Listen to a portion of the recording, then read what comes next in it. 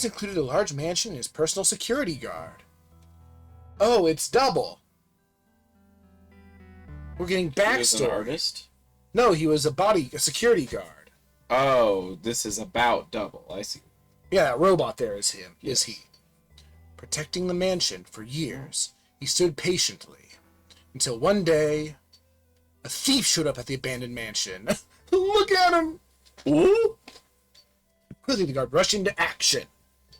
In mere seconds, the thief was no more. You need to kill him. Sheesh. So the Jester hats are common because they have two antennae that they're covering. And they're all very insecure about their antenna. Which it's also weird that they're covering their antenna because isn't that an function? I was gonna say. This is when the guard noticed something. He enjoyed the kill. From that day on, the guard looked for reasons to continue killing. He looked for individuals who he deemed worthy of his punishment.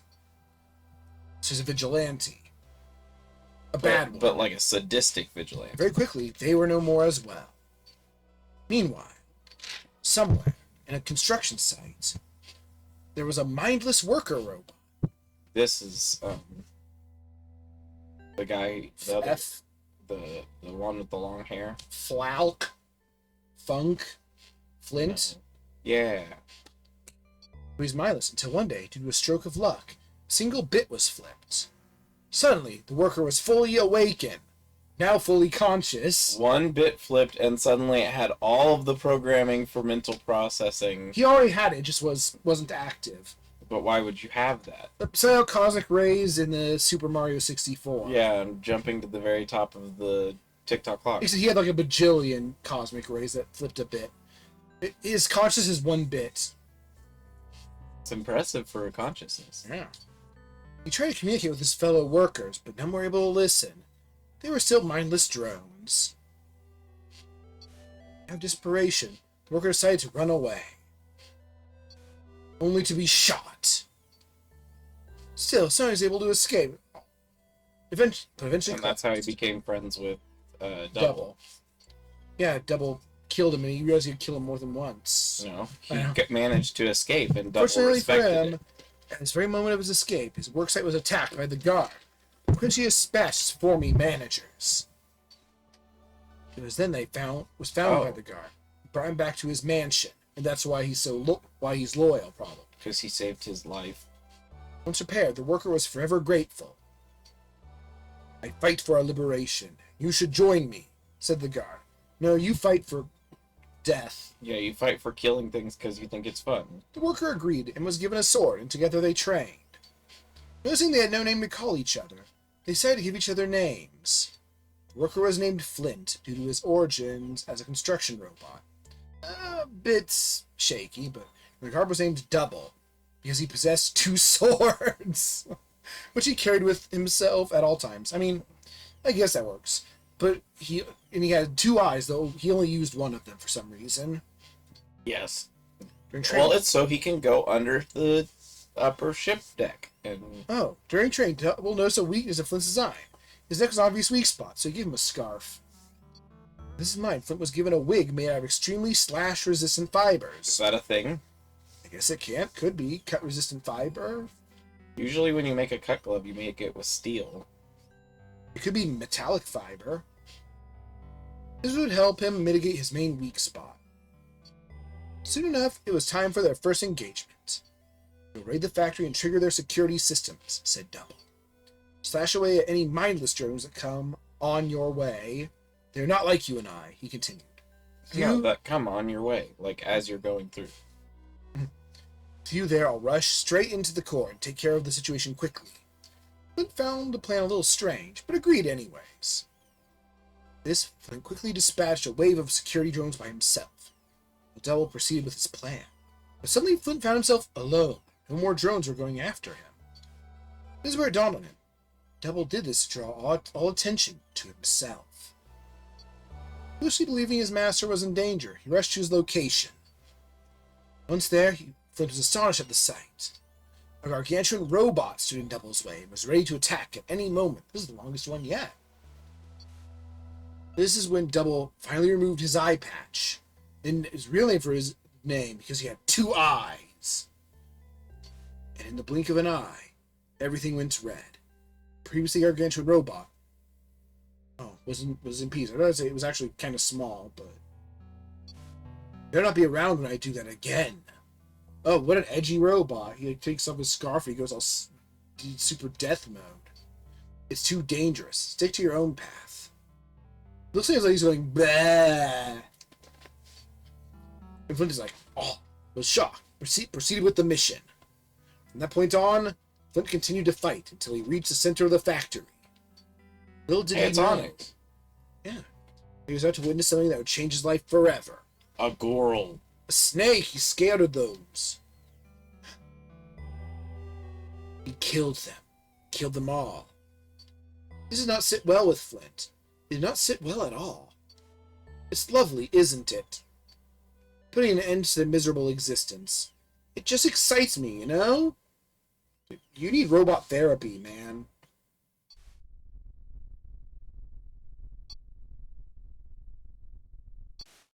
They fought, and fought, and fought, until both of them couldn't take it anymore. To all the strength he could muster, Flint caught up and walked away. From that day onwards, they both went their separate ways. Until they somehow reunited later.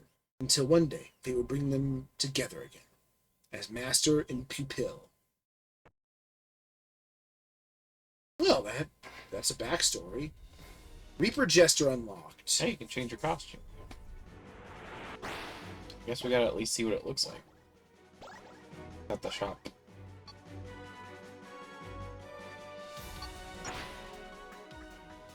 You have to sub now to be number 1. Oh yeah, you can get the map now.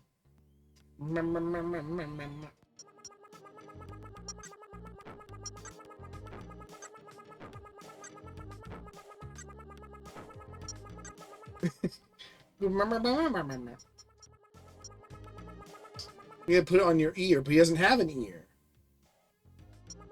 Yeah, but also, do you see it's the Scouter? Yeah.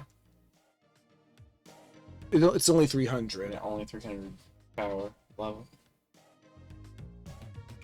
Yeah, I think you need that.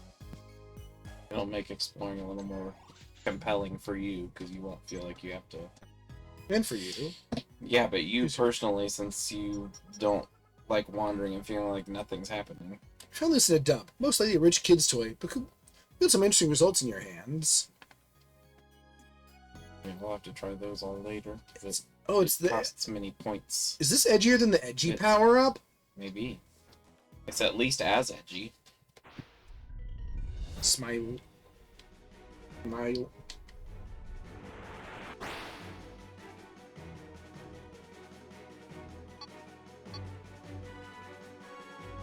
I can already go to Area 4. Oh, there aren't any of the funny training areas. That makes sense. Eventually you'll know the moves.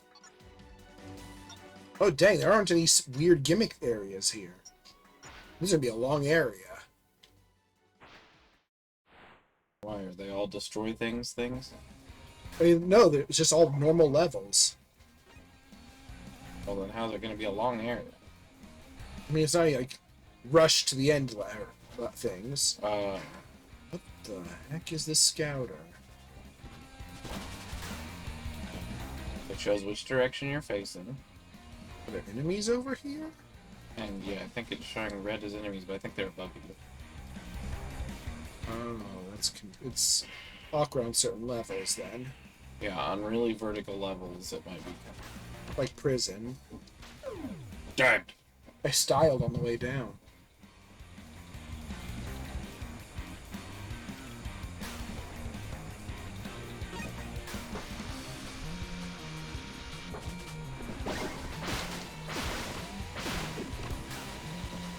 And then when you pause, it gives you your quotas, also lasers.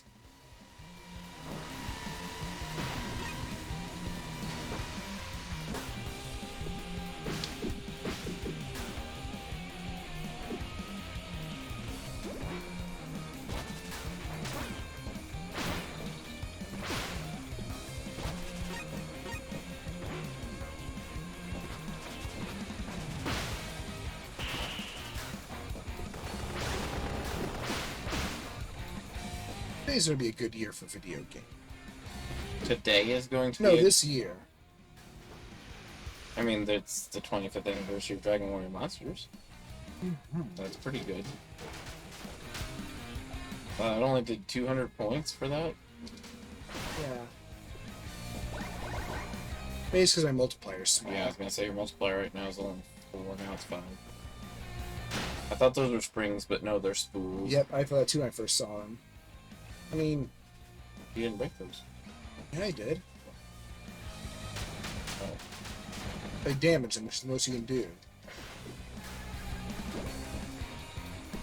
Baldur's Gate apparently is a huge thing. Yeah. Armored Core's finally coming back. Pizza Tower happened. Although, as you said, it's not only a huge thing, it is a huge file. That really does make me sad. But I might actually just suck it up and do it anyway.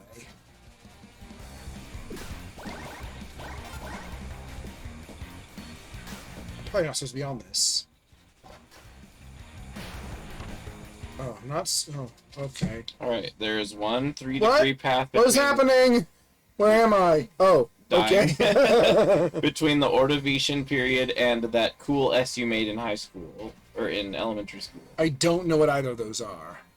The Ordovician period is a period of time in... Oh, I'm back at the beginning of the level. That Biology. sucks. In, like, the biological history of the world. Ordovician is... So go to the checkpoint. Yeah. Ah.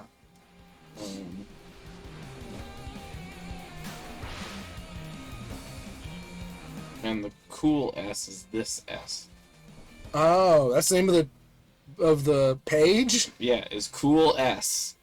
that you made in high school. No, it's just cool S, but I was trying to explain it in a way that you might I wonder know what why I was everyone made that. because it was easy and it looked neat to them. Which way is down? This is. Okay, got it. Please don't. I do that too sometimes. What? Say please to the video game. I didn't think you did. Not as often, but I do it. Only up. I wouldn't play only up. This, I I mean, wouldn't saying this right now is kind of only up. Oh.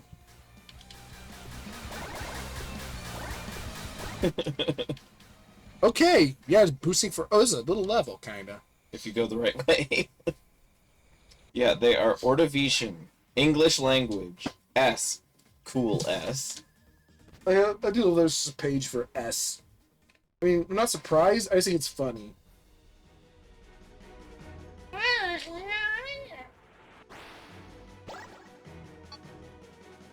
International Phonetic Alphabet. Oh, another. Oh, just a new. District 9! That's what it's called? Yeah. I just beat District 6. Alright. There's one 2-degree path between the International Phonetic Alphabet and furry fandom. And that connection is DoggoLingo. Now I gotta figure out what the fuck that is. No. Oh, it's the, like, broken... Like, I am so hap. You a small. Oh. That's called DoggoLingo, apparently. Wow. So, such and such? No, like, when things are improperly spelled and stuff. Like small? Yeah, small. Ah. Yeah, see, like, doing me such a hap. Oh my gosh, puppers. Oh, I touched water. Boop, boop, about to boop. It was Chinken nugs. because you know dogs just can't spell. Chimking. That's my favorite doggo speak of chicken. Chimking. Chimking. Pumpkin. I did not know that had a name.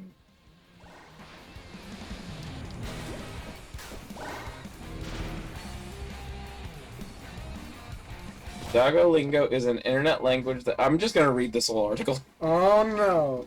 DoggoLingo internet language that is created from word conversion, meme lexicon, and onomatopoeia. Emerging in the 2010s, DoggoLingo is implied to be a dog's own idiom and is presented as what humans have long believed goes on in the canine brain. Elise Graham, assistant professor at Stony Brook University, describes DoggoLingo as upbeat, joyful, and clueless in a relentlessly friendly way. I can see that. A dog would be called a doggo or pupper in DoggoLingo. I love when they talk technical about silly things. DoggoLingo appends various diminutive suffixes o, and eno to English words. Dog turns into doggo, pup turns into pupper, as well as DoggoLingo words that have been created, e.g. pupper turns into pupperino, bork turns into borker. DoggoLingo relies heavily upon onomatopoeias. There's one level we got stuck in the previous game, but you can just do this forever now. Words such as blep, blop, and mlem describe the action of a dog licking out its sticking out its tongue, or other forms of facial expression. Bork, boof, or woof describe various canine barking sounds. I'm pretty sure woof is just an onomatopoeia that already existed. Nope, it's new. It was around when we were kids. Describe the various canine barking sounds. A dog with a fluffy coat may be called a floof or a fluff. DoggoLingo follows a similar rudimentary style to create its verbs, e.g., doin' me in place of present particles or present participles with the speaker as object, such as doin' me a scare for scaring me, and adjectives, heckin' in place of degree modifiers such as extremely. Heck is frequently used in place of more conventional expletives. Some words also come from I dialect, spellings of English words such as friend for friend. I love it. I'm gonna do a wiki walk because I'm gonna do I dialect next. How purely just analytical it is. Yeah, so like professorial. DoggoLingo emerged in the 2010s, but its exact origin is unknown. I think we're looking at I dialect. I'm gonna finish DoggoLingo first. Various social media accounts such as We Rate Dogs on Twitter and Dog Spotting on Facebook, as well as social news aggregation and image board websites like 4chan, Reddit, or Tumblr, have aided in popularizing the use of DoggoLingo by consistently using or hosting content that uses lingo on their internet pages. In 2014, the Dog Spotting Facebook account gained popularity, especially in Australia, where coincidentally adding O to the end of words is also a feature of Australian slang. Usage of DoggoLingo peaked around 2017. Boyle? Yeah, I like Boyo, although Boyo is actually common in Ireland. Well, that was district only up to 79. They're not in linear order. Like, all of them are single digit except for 79. Mm-hmm. Linguist Gretchen McCullough characterized the language as taking on characteristics of how people would address their animals in the first place, and noted that it was used by people talking as themselves online, in contrast to the mid-2000s lolcat trend where images of cats were captioned as if the cat were speaking. Examples: blep or mlem, onomatopoetic term for action of an animal sticking out its tongue. Boop, the act of lightly and gently tapping something, such as a dog's nose. Bork or boof, bark or woof. Term for the verb bark, commonly used in memes. Doggo, dog, an affectionate term for dogs. Friend, friend, a word for friend, commonly used to illustrate the dog's point of view towards its owner or other dogs. In 2023, an analyst from the Southern Poverty Law Center noted the term having been adopted as a deliberately or innocuous and baby talk self-description by far-right online, with the word being used as a backronym for far-right ethno-nationalist. Oh no! I don't know that that's true. The claim, not that the Southern Pottery Law Center said it. I don't know that the claim being maybe it is an assertion is true. it could be. It could be, but I was gonna say, what is that? 6 people? Henlo for hello, an affectionate way of saying hello, and how I almost always say it. Human, an affectionate way of addressing humans, e.g., my human is my best friend. Pepper or pepperino, a puppy, an affectionate word for puppies. Woofer, floofer, or boofer, woof, a word for a very big dog, used affectionately. Many other animals are referred to differently in DoggoLingo. For example, one would refer to a snake as sneck or danger noodle, a human being as human, and a cat as catto, cf. doggo. That was fun. A bird as burb, and a bee as a spicy sky raisin. This is Wikipedia? Yeah. Yes! Wikipedia says spicy sky raisin. Oh, also, so there was a conversation between my dad and my sister the other day, because my dad had just come out of the bathroom and he had some stuff in his hand. And the conversation was, what is that? Stool softener, you want one? After which my dad also said, it's a spicy M&M. That was a weird example.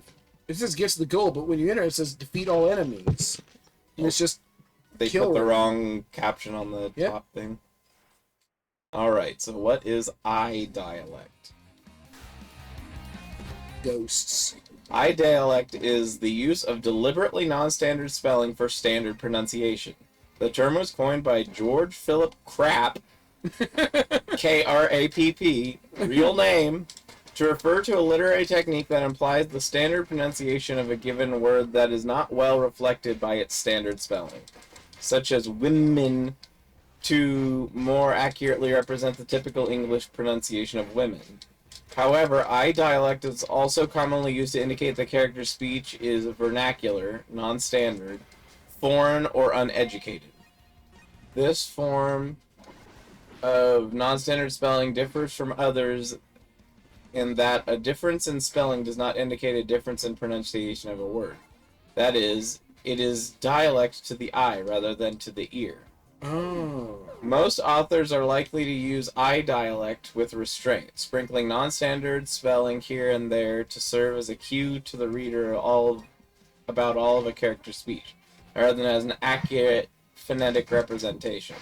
Most commonly in dialogue, I dialect may appear in the narrative depiction of altered spelling made by a character, such as in a letter or diary entry. Generally used more overtly to depict characters who are poorly educated or semi-illiterate. The term I dialect was first used by George Philip Krapp in 1925. The convention violated, he wrote, is one for the eyes, not of the ear. According to Krapp, it was not... According to Krapp, that's a funny... It was not used to indicate a real difference in pronunciation, but the spelling is merely a friendly nudge to the reader, a knowing look which establishes a sympathetic sense of superiority between the author and reader as contrasted with the humble speaker of dialect. So yeah, I guess it's when you just, like, spell things out extremely phonetically. To make someone sound stupid. Well, to demonstrate someone may not be educated. I think it also can have, like, pragmatic functions, like when, like, for some reason a lot of people like to write, when Applejack would say I as ah in their stories, which that is how she said it, but it just actually, in my opinion, made it a lot harder to read things. Because, yes, I know that she says I as ah. I don't need to be informed of it every single time she says it, because it makes the words clunky. But a lot of people use it in those type of fashions as well. Woo! Well, I'm glad I learned a thing today. A stupid thing, but a great thing. Spicy sky. Oh, it's more beds. More like these laser bedrooms. I don't think laser bedroom is a Wikipedia article. It needs to be. Well, you go ahead. Oh, it's how to go and invent them and make them popular. Yeah. We'll fight you. So let's go. Oh, I can't launch you. I love that attack. Bzzz, attack. Stapler. And Mode 7. Mode 7? Does it have an artifact? It could. It does. One path with 3 degrees. Nice.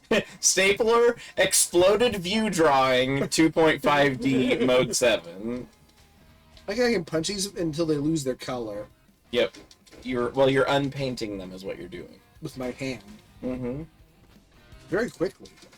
Actually, you might be using the electricity from your hat to... I wish I could unpaint things that way. Cause a separation of the paint from the metal surface, and then by hitting it, you knock it off of it. What happened? Alright, I ran down this. I ran up this. Oh, I was supposed to jump off of that.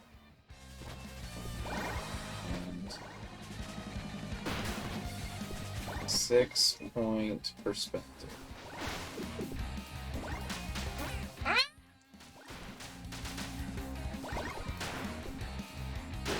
Three-point perspective. 2 coins in there, like Joker coins.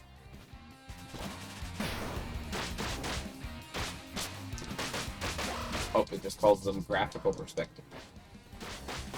There are 2 paths with 3 degrees between Fanon and perspective, graphical perspective. Papal Fanon, and then Italy, and then perspective, and then Fanon, canon, fiction, Star Wars film, and perspective. Ow! Paella. I ran to the back of an arrow. And... effervescence.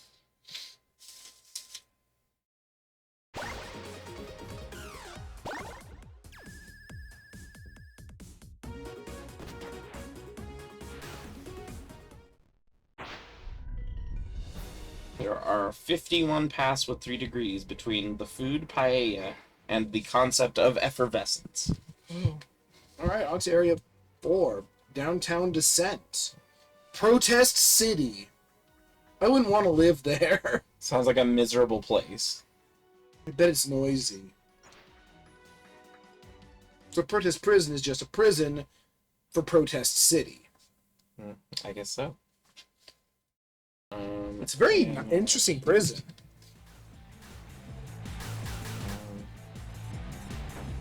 What is a smaller indie game that might be big enough to have... Indie Pogo? It does. And... it's going to have a lot of links on it, since it's a crossover. And... Runbow would have just 2. I knew people. I knew people. I knew it? I knew language. Oh. They. Just 20 paths of 30 degrees. Oh. Most of them, yes, are links from Indiepogo to specific articles. We're on Radical Highway. Cliffs of Dover.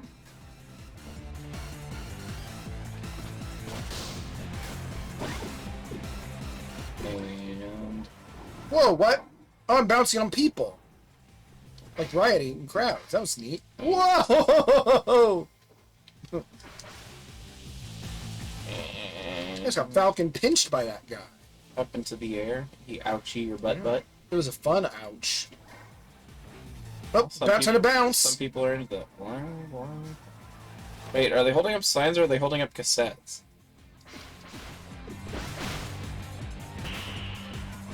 Free. Free. Free! Free! They just want free stuff. That's all. And, Can't tell if they like me or want me to go away. I don't think I was supposed to make that maneuver, but I did. And Thought I'd get some capsules and a nice view. Huge skip! Epoxy. Ow!